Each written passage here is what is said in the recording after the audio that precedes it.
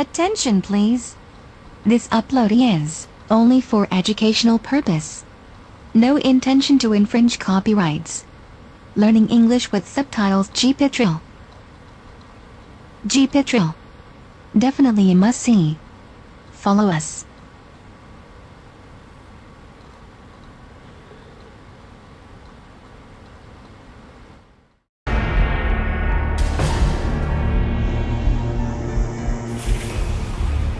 One evening in the Ozarks, Doyle Holmes and his young son were out hog hunting. Dad, what's that? Look. When they came across huge tracks, they realized they had stepped into monster country. I couldn't believe what I was looking at. Is this a human print, an animal? What would do this? If it was a human, he would be huge. The first thing you think of is the Falk monster. If it was, Doyle and his son might be in trouble. They were on foot and trapped against the edge of the lake.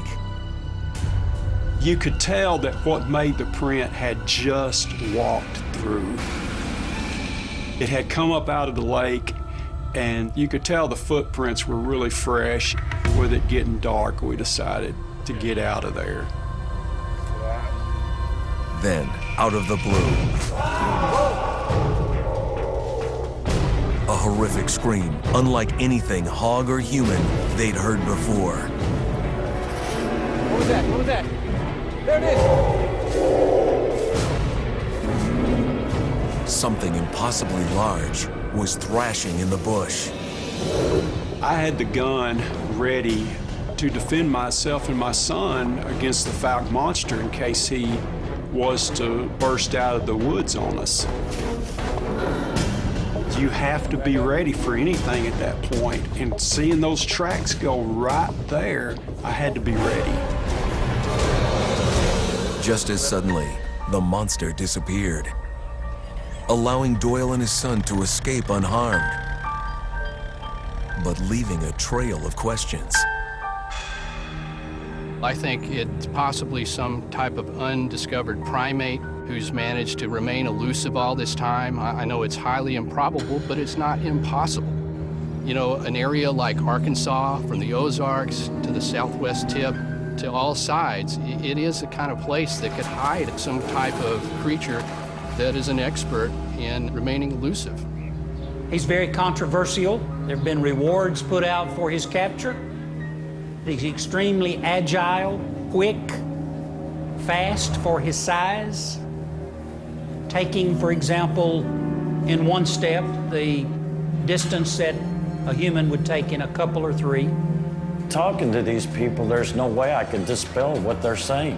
When they have credible evidence and sightings, they've seen something out there. So I believe there's something out there, I really do. No one needed to convince Doyle Holmes the monster is real. Substantiating that belief was something else. When I got home that night, I actually pondered what had just happened, what we had just found. And you start to think, okay, how are we going to prove this? You can tell people what you've seen, and they're not necessarily going to believe it unless you have proof.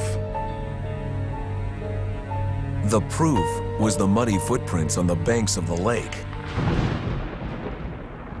When the weather turned bad 2 nights later, Doyle had to move fast. Armed with a bag of plaster and a revolver on his hip, he went back into the woods, this time alone.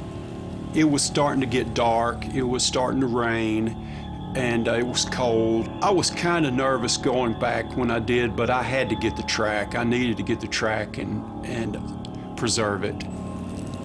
When I got down there, I found that the hogs had been back through there, and I was only able to find one good track left that I could preserve. I brought it home and let it dry, and a few hours later, I took the cast out, and I couldn't believe what I had. I couldn't believe it had turned out as good as it did. It's proof that is more difficult to explain away. It is something that is tangible, that you can touch. This is what's down there. Something is making these tracks. And this track maker might not be alone. Since we found that one track, I've noticed other tracks. I believe there are family groups down there in the woods. Doyle Holmes managed to find a key piece of evidence. Yet for those on the hunt, it only whets the appetite on the way to proving the Fouke monster lives. I would definitely like to, have a sighting myself to find the Fouke monster. That would be sort of the holy grail of all this. If you could somehow prove to the world that what you've been spending your time doing, that would be something that would be just absolutely amazing. Lyle Blackburn, the author of The Beast of Boggy Creek. The Fouke monster remains elusive, but at least it doesn't appear to have homicidal tendencies. Quite a different story is the case of a frightening goatman monster. One that's plagued parts of Kentucky some 300 miles to the east. Caption: Pope Lick Monster. The train travels through a tunnel deep into the picturesque American countryside. Long ago, the railroads cut through forests and bridged across valleys to reach coal country in western Kentucky. In Jefferson County, where the Pope Lick Creek runs through a narrow gorge, the railroads built a massive span. Trains still cross the trestle, and over the years, dark rumors have gathered here. Rumors of something evil and bloodthirsty. Bob Hill, journalist.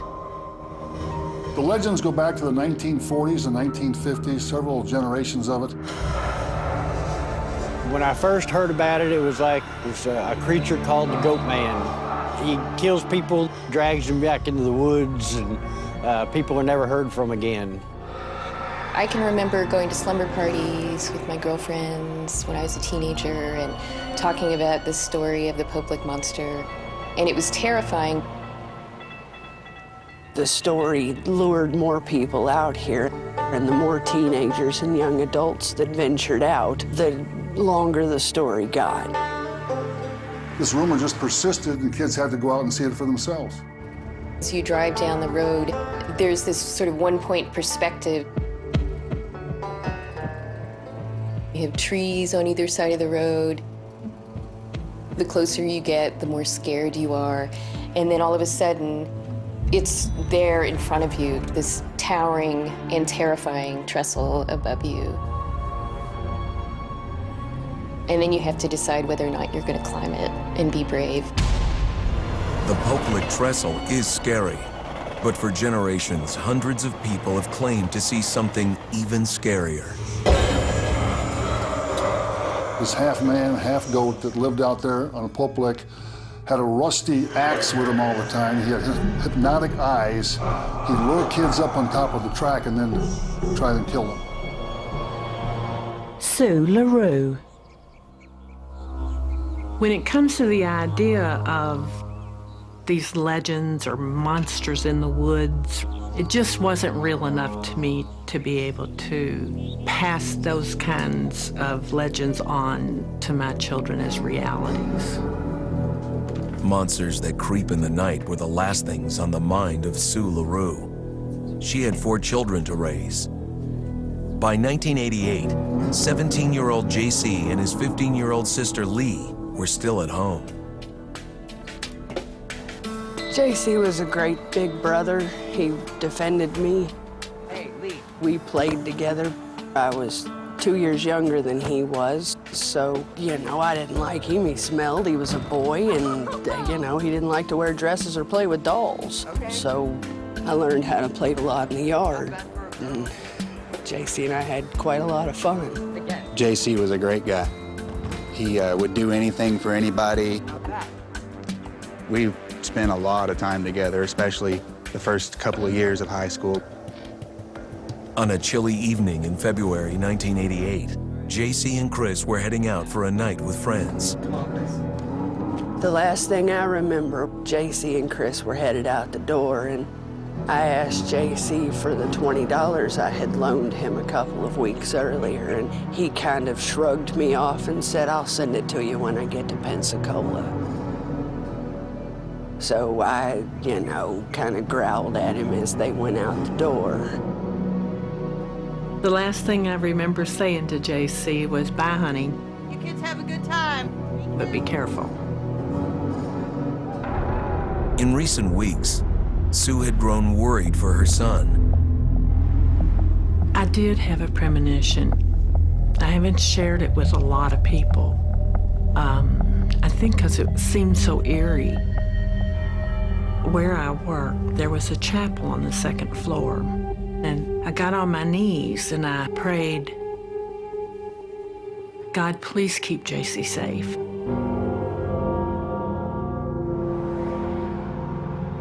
For JC, his prospects looked bright. He had no idea the future would include an encounter with a monster. I think we were just driving around town looking for something to do. And they were going out to Pope Lick Park. I've learned that that's kind of a party place for teenagers. And on the other side of the road was Pope Lick, where the trestle was. The Pope Lick Trestle was built in the 1880s. It's 90 feet tall, 772 feet long. It's just track and trestle, and that's it. There's nowhere to go. The perfect trap to terrorize those with the misfortune of entering the domain of the Goat Man.